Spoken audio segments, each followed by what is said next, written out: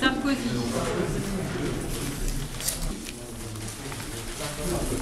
Hollande. Le discours qu'il a fait vous a touché Beaucoup. Ouais. Beaucoup.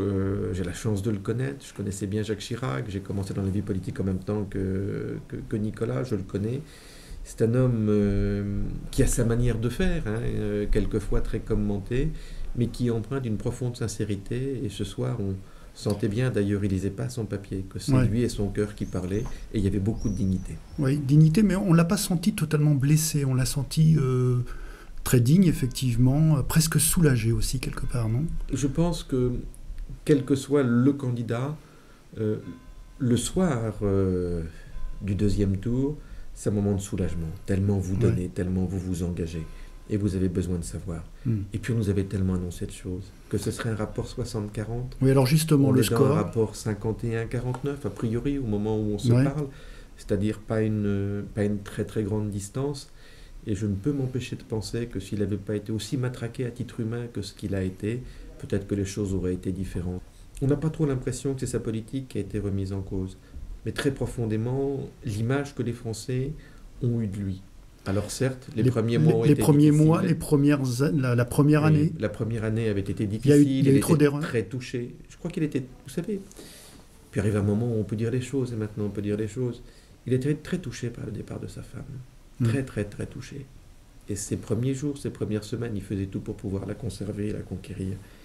Et puis, c'est passé ce qui s'est passé. Elle est partie quelques mois après.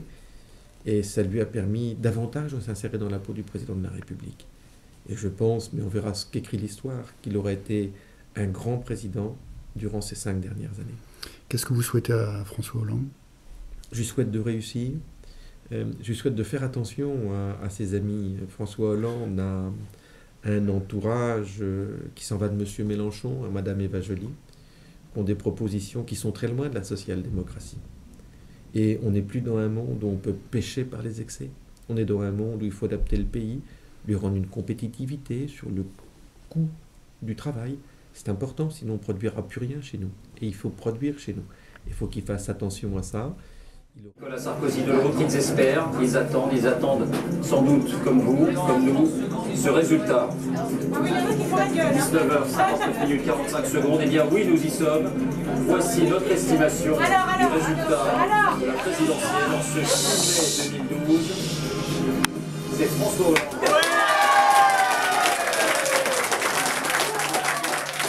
C'est un immense soulagement, une grande émotion aussi, parce que ça fait quand même 30 ans, 81 puis 88, donc là ça fait quand même 25 ans, près d'un quart de siècle qu'on attend ça, donc vraiment oui, quelque chose, une vraie émotion. Et puis de voir que c'est quand même a priori une victoire qui sera assez large, je pense on dépassera sans doute les 52%. Moi je pense que voilà, on nous donnait entre 52 et 53%, donc c'est à peu près ce que sera, je crois, pour le moins. Donc voilà, je pense que bon, l'ère Sarkozy est terminée, l'ère du bling-bling, je pense, est terminée. Il faut prendre ça avec un esprit de responsabilité, on est quand même dans une période de crise, donc voilà, on fait la fête raisonnablement. Voilà, on est très fiers d'avoir mené aussi cette campagne. Je profite de ce moment de joie avec tous ceux avec qui j'ai fait